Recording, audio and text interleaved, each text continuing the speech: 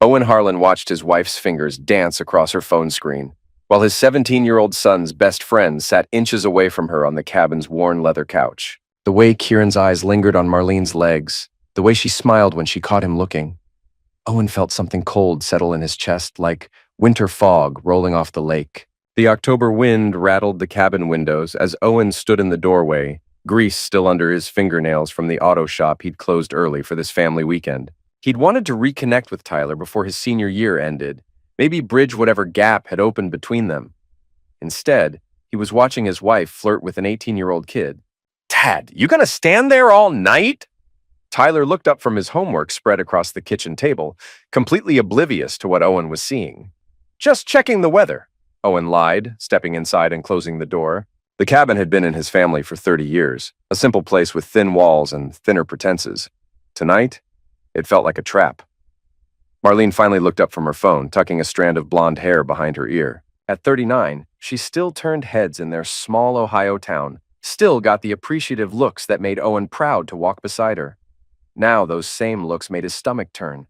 "Storm's supposed to get worse," she said, stretching in a way that made her sweater ride up. Kieran's Adam's apple bobbed as he swallowed hard. Owen had known Kieran since the kid was 10, watched him grow from a scrawny tag-along into the town's golden boy quarterback.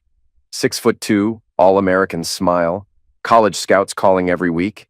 He was supposed to be like a second son, not this. "Maybe we should head back early," Owen suggested, testing the waters. "Oh, come on, honey." Marlene stood up, her hand briefly touching Kieran's shoulder as she passed. "We just got here. Tyler's got Monday off school anyway." Tyler nodded without looking up. "Coach wants me and Kieran to work on plays this weekend." The irony wasn't lost on Owen. His son defending the very person who was about to destroy their family. Owen busied himself making coffee, his hands steady despite the earthquake happening inside his chest. Through the kitchen window, he could see their reflections in the darkened glass. Marlene now sitting closer to Kieran, their knees almost touching. The kid was saying something that made her laugh, that musical sound that used to make Owen's day. "I'm gonna grab some firewood," Owen announced. Nobody protested. Outside, the October air bit through his flannel shirt. The woodpile was mostly soggy from recent rain, but Owen didn't care. He needed space to think, to figure out if what he was seeing was real or just jealousy playing tricks on his mind. But when he came back inside 10 minutes later, arms full of damp logs, the living room was empty. Tyler was still at the kitchen table, headphones on, lost in his world.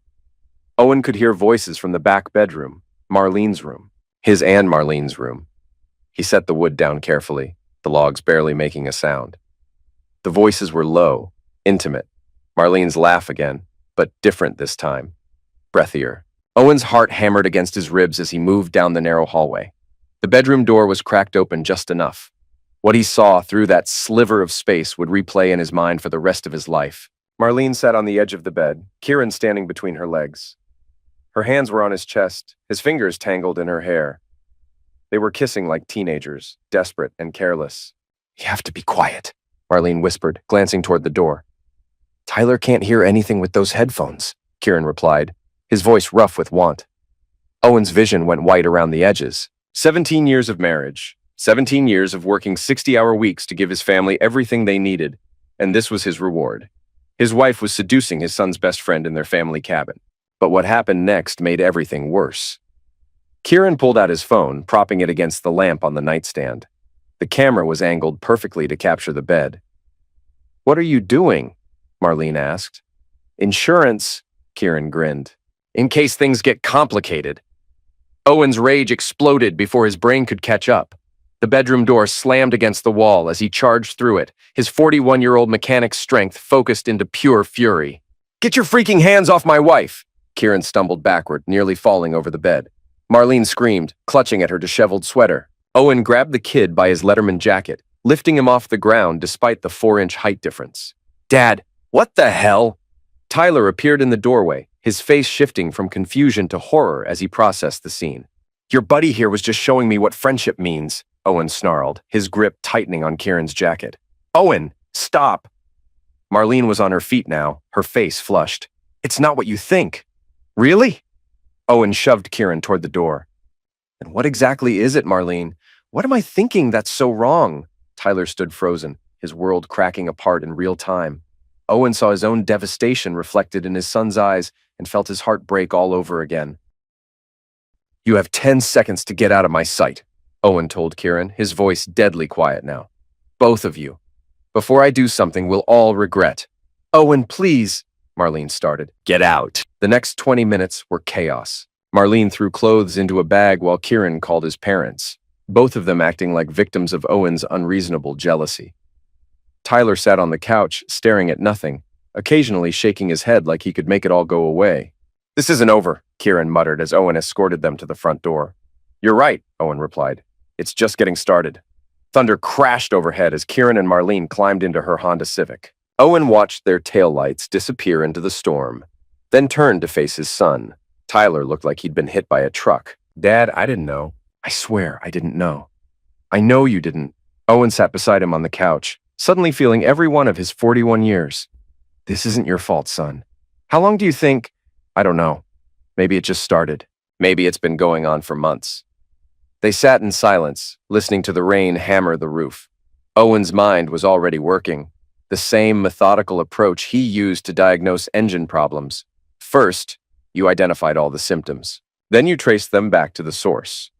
Finally, you fixed what was broken or replaced what couldn't be saved. "What happens now?" Tyler asked. Owen looked at his son, really looked at him. Tyler had Owen's dark hair and serious eyes, but Marlene's quick smile and easy charm. Or at least he used to. Right now, he just looked lost. "Now, we go home," Owen said, "and we figure out how deep this goes." The drive back to Millbrook took 2 hours through the storm. Tyler dozed fitfully in the passenger seat, while Owen gripped the steering wheel and planned. By the time they pulled into their driveway on Maple Street, he'd made several decisions. First, he was filing for divorce. Second, he was getting custody of Tyler. Third, he was going to make sure everyone in their small town knew exactly what kind of person Marlene really was. Owen had always been patient, methodical. It's what made him good at fixing engines and bad at fighting with his wife. But patience had limits, and Marlene had just found his.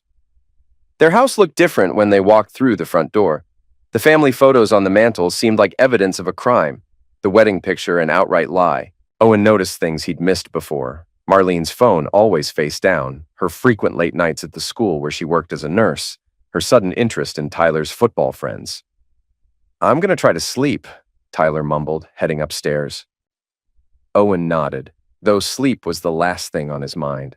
Instead, he sat at the kitchen table and started making lists. Names, dates, behaviors that hadn't made sense at the time. He'd always trusted Marlene completely, never questioned her stories or checked up on her activities. That was about to change. Monday morning came gray and cold. Tyler left for school without eating breakfast, his usual easy confidence replaced by hollow-eyed anxiety. Owen called his shop and told his assistant manager he'd be late, then made another call. "Jim, it's Owen Harlan. I need to ask you about something." Jim Paulson had been Owen's friend since high school, now worked as a private investigator 2 towns over. They met for coffee at the diner on Route 9, far enough from Millbrook that nobody would see them together. "I need you to look into my wife," Owen said without preamble. Jim's eyebrows rose. "Owen, are you sure about this? Once you open this door."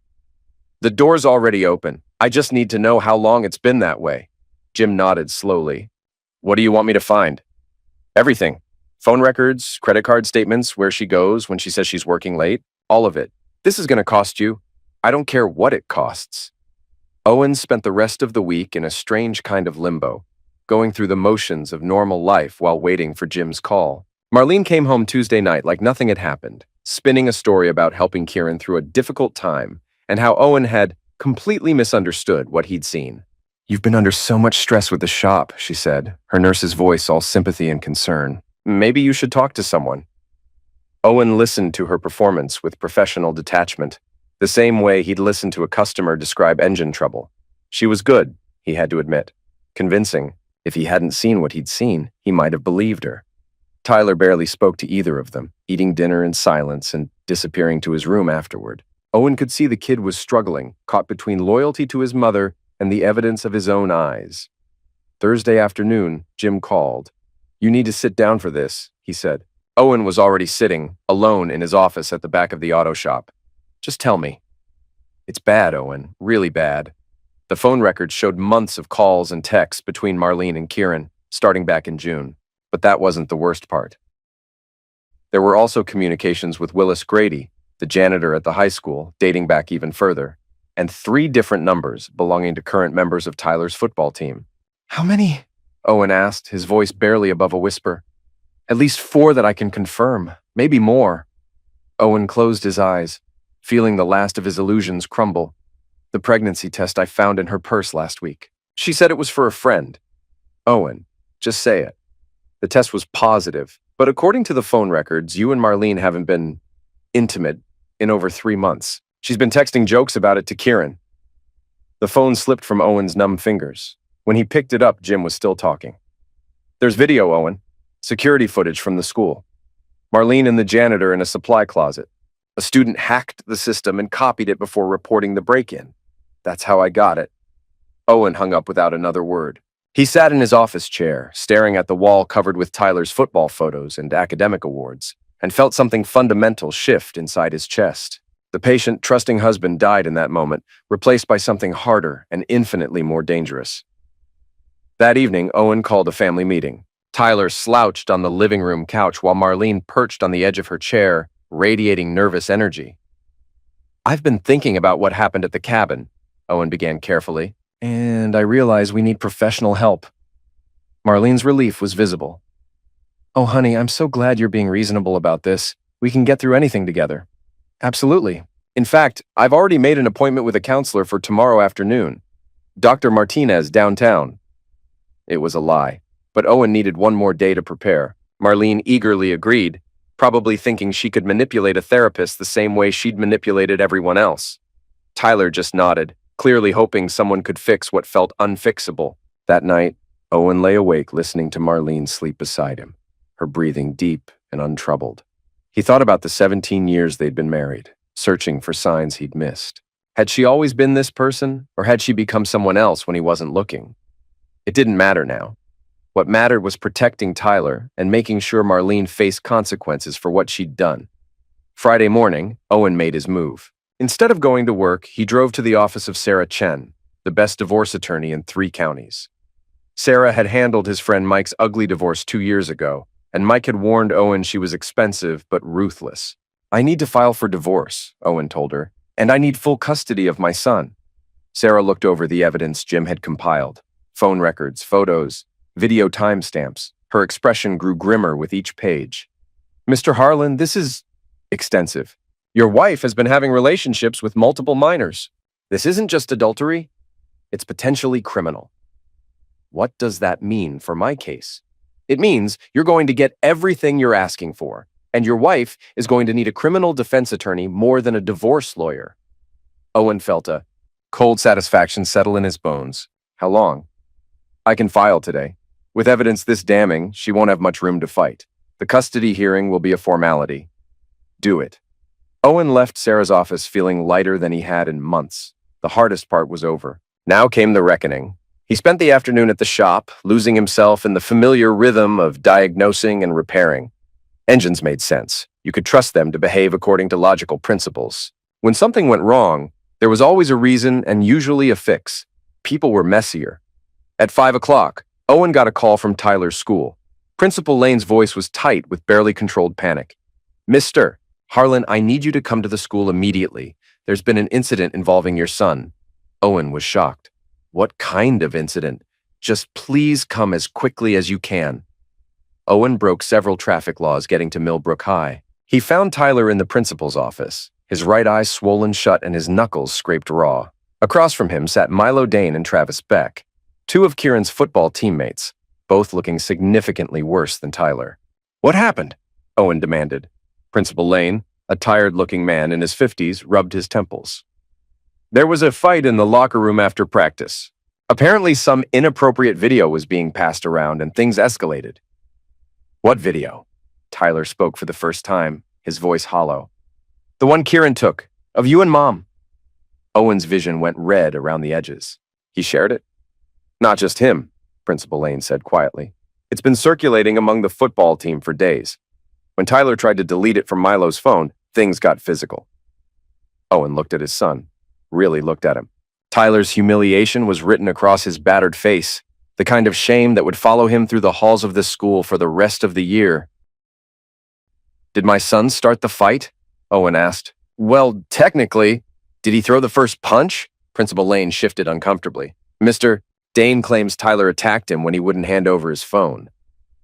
So my son was trying to protect his family's privacy, and these two decided to gang up on him." Mr. Harlan, it's not that simple. "It's exactly that simple." Owen stood up, his chair scraping against the floor. "My son is the victim here, and if you can't see that, maybe you need to reconsider your position." Tyler looked up at his father with something like surprise. Owen had always been the peacemaker, the one who smoothed things over and avoided confrontation. Not anymore. "I want copies of any security footage from the locker room," Owen continued. "And I want a written guarantee that my son won't face any disciplinary action for defending himself." "Mr. Harlan, I understand you're upset, but do you have children, Principal Lane?" "Yes, I have a daughter." "How would you feel if someone was passing around a video of her in a compromising situation and she got punished for trying to stop it?" Principal Lane's face went pale. I see your point." Owen drove Tyler home in silence, both of them lost in their own thoughts. It wasn't until they were sitting in their driveway that Tyler finally spoke. "Dad, I'm sorry." "For what?" "For not knowing, for being friends with Kieran, for bringing him around Mom." Owen felt his heart break all over again. "Tyler, listen to me. None of this is your fault. Not one bit of it. Your mother made her choices, and Kieran made his. You're the only innocent person in this whole mess." Tyler nodded, but Owen could see he didn't believe it yet. That would take time. Marlene was waiting for them when they walked through the front door, her face a mask of concern. "Oh my God, Tyler, what happened to your face?" "Ask your boyfriend," Tyler muttered, pushing past her toward the stairs. "Owen, what is he talking about?" Owen looked at his wife, this woman he'd loved for nearly 2 decades, and felt nothing but disgust. "Kieran shared the video he took at the cabin. Tyler got into a fight trying to protect what's left of our family's reputation." Marlene's face went white. "What video? Just don't." Owen moved past her into the kitchen, needing distance before he said something he'd regret. "Your performance is getting old, Marlene." She followed him, her voice rising to the pitch she used when she felt cornered. "I don't know what you think you saw, but I saw you freaking our son's best friend while he filmed it for insurance. Those were your words, not mine." Marlene's mouth opened and closed like a fish out of water. For the first time since Owen had known her, she was completely speechless. "Oh, and Marlene, I filed for divorce today. You'll be served papers on Monday." The sound she made wasn't quite a scream, more like the noise a wounded animal makes when it realizes it's trapped. Owen walked past her toward the garage where he could work on his truck and think about what came next. Behind him, he heard Marlene collapse into a kitchen chair and start to cry. Once upon a time, that sound would have broken his heart and sent him running to comfort her. Now, it just sounded like justice. The weekend passed in a blur of tense silence and hushed phone calls. Marlene spent most of Saturday locked in their bedroom, emerging only to make frantic calls to people Owen couldn't identify. Tyler holed up in his room, supposedly doing homework, but mostly just staring at his phone with an expression of barely controlled rage. Sunday evening, Owen was replacing the brake pads on a customer's car when Kieran walked into his shop.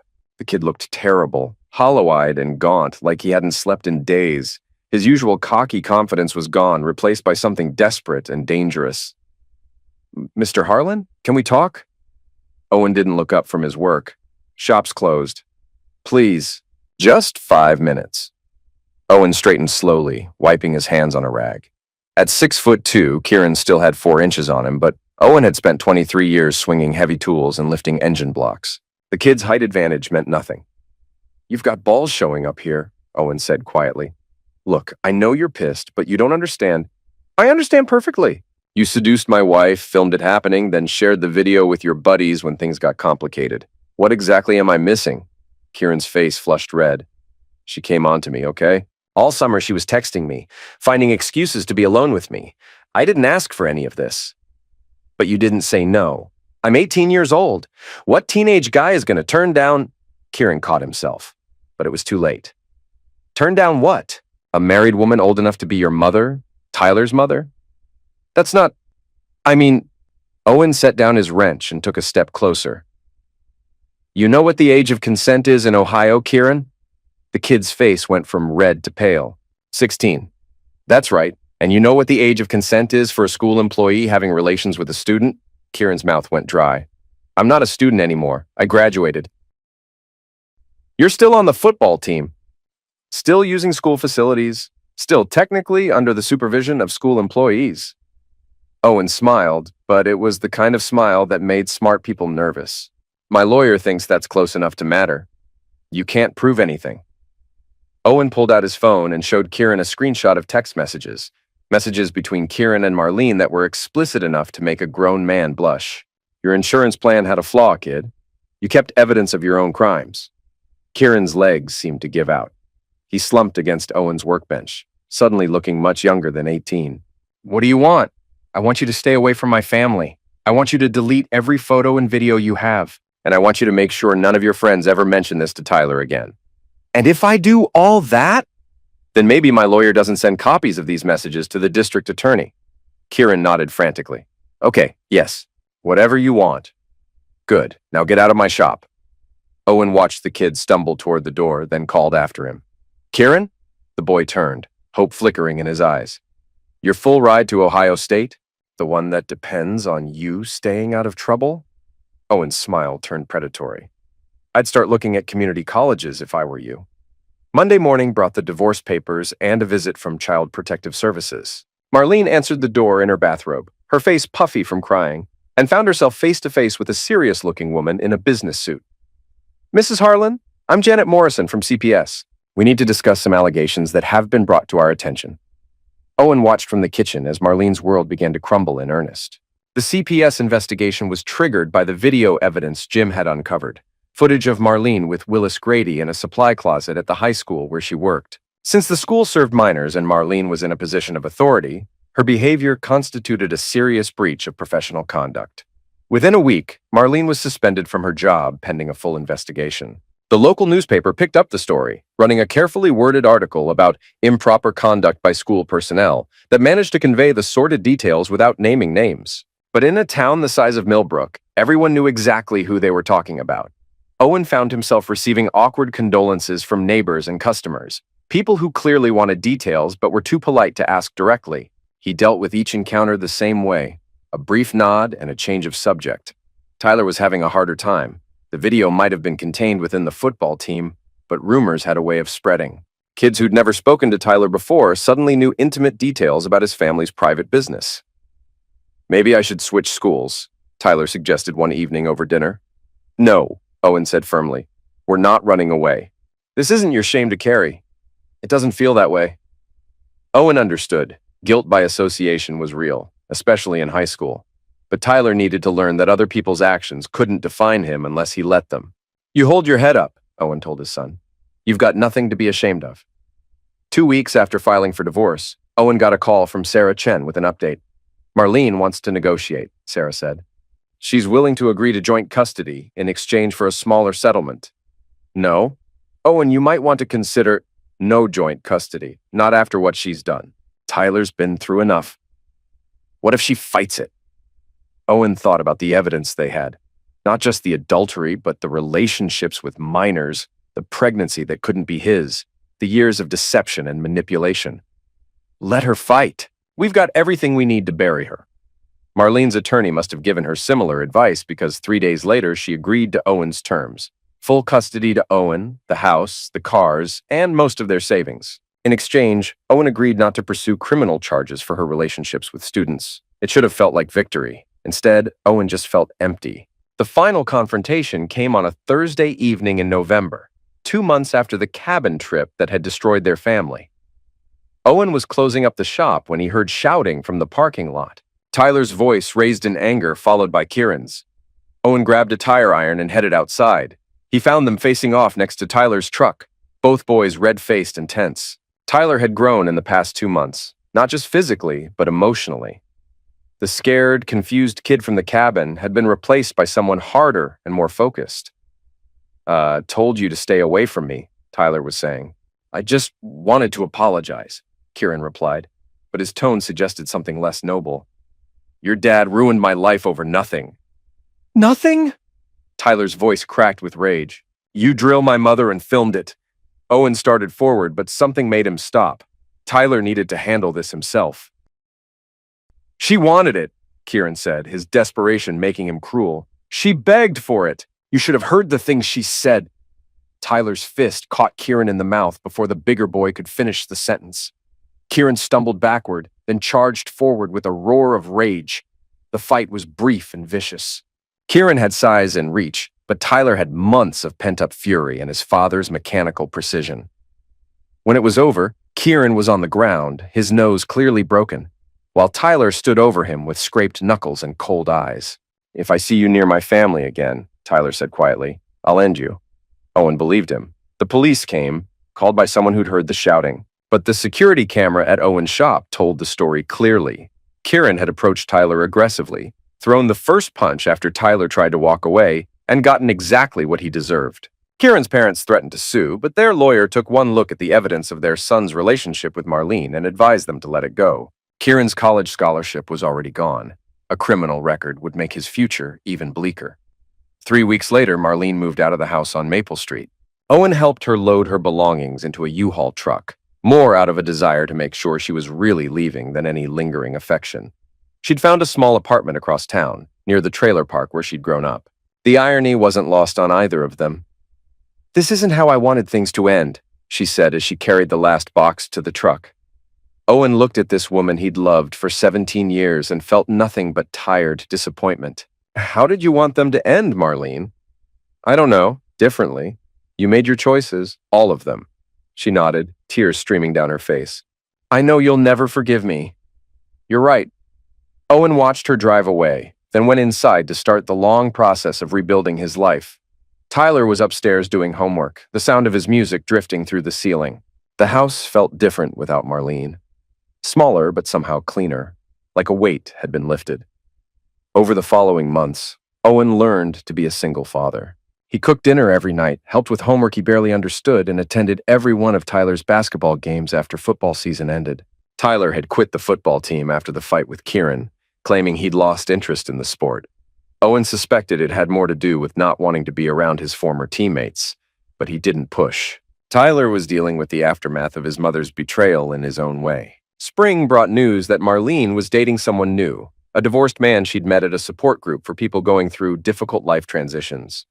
Owen heard about it from Tyler, who'd gotten the information from a classmate whose mother worked at the same medical clinic. Does it bother you? Owen asked his son. Tyler considered the question seriously. At 18 now, he'd developed his father's habit of thinking before speaking. No, he said finally. I feel sorry for the guy, but it's not my problem anymore. Owen felt a fierce pride in his son's resilience. Tyler had been through hell and come out stronger for it. The divorce was finalized in May, just before Tyler's graduation.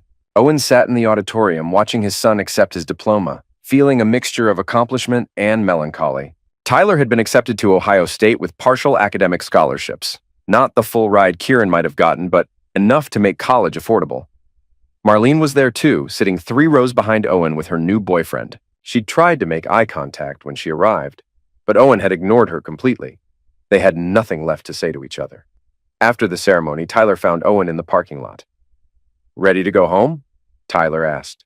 Owen looked at his son. Tall, confident, undamaged despite everything he'd been through, and felt something like peace. Yeah, he said. Let's go home. But home felt different now. The house on Maple Street held too many memories, too many ghosts. Owen had been thinking about selling, maybe buying something smaller across town. Tyler would be leaving for college in 3 months anyway.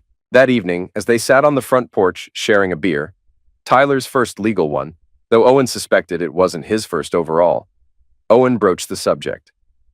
I've been thinking about moving, he said. Tyler nodded. Probably a good idea. Fresh start and all that? What about you? Any regrets about staying in Millbrook? Tyler was quiet for a long moment, watching cars pass on Maple Street. Sometimes I wonder what would have happened if we'd never gone to that cabin, if you'd never seen what you saw. Owen had wondered the same thing many times. Would Marlene have continued her affairs? Would she have left him eventually for someone younger? Would Tyler have grown up never knowing what his mother really was? Do you wish I hadn't seen it? Owen asked. No, Tyler said without hesitation. Better to know the truth, even when it hurts. Owen couldn't argue with that logic. 2 weeks later, Owen put the house on the market. It sold within a month to a young couple with a baby, people who could fill it with hope instead of disappointment. Owen used the proceeds to buy a smaller place near his shop, a ranch-style house with a 2-car garage and no memories. Tyler helped him move, the two of them working together with the easy efficiency they'd developed over the past year. They'd become a team, bonded by shared adversity in a way that felt unbreakable. On Tyler's last night before leaving for college, they sat in Owen's new kitchen sharing Chinese takeout and talking about everything except what was really on their minds. "You going to be okay?" Tyler asked finally. Owen smiled. "I'll be fine." "Worried about me?" "A little. You've been taking care of me for so long, I'm not sure you remember how to take care of yourself." It was an astute observation. Owen had thrown himself into being a single father with the same intensity he brought to everything else, leaving little time for his own needs or wants. "I'll figure it out," Owen said. "What about you?" "I'm ready. More than ready." Owen believed him. Tyler had grown up fast over the past year, forced to confront ugly realities that most kids his age never had to face. But he'd handled it all with a maturity that impressed everyone who knew him. The next morning, Owen drove Tyler to Columbus and helped him move into his dorm room. Tyler's roommate was a farm kid from southern Ohio who seemed nice enough, though Owen could tell Tyler was reserving judgment. "Call me if you need anything," Owen said as they stood in the parking lot saying goodbye. "I will. But Dad, I'm going to be fine. We both are." Tyler hugged him then, something he hadn't done regularly since he was 12. Owen held on maybe a little too long, remembering the scared 17-year-old who'd watched his world fall apart and proud of the confident young man he'd become. The drive back to Millbrook gave Owen time to think about what came next. For the first time in 18 years, he was truly alone. No wife, no son, just himself, and whatever future he chose to build. It should have been terrifying. Instead, it felt like freedom. Owen threw himself into work with renewed energy, expanding his shop and taking on more complex projects. He hired 2 additional mechanics and started Special,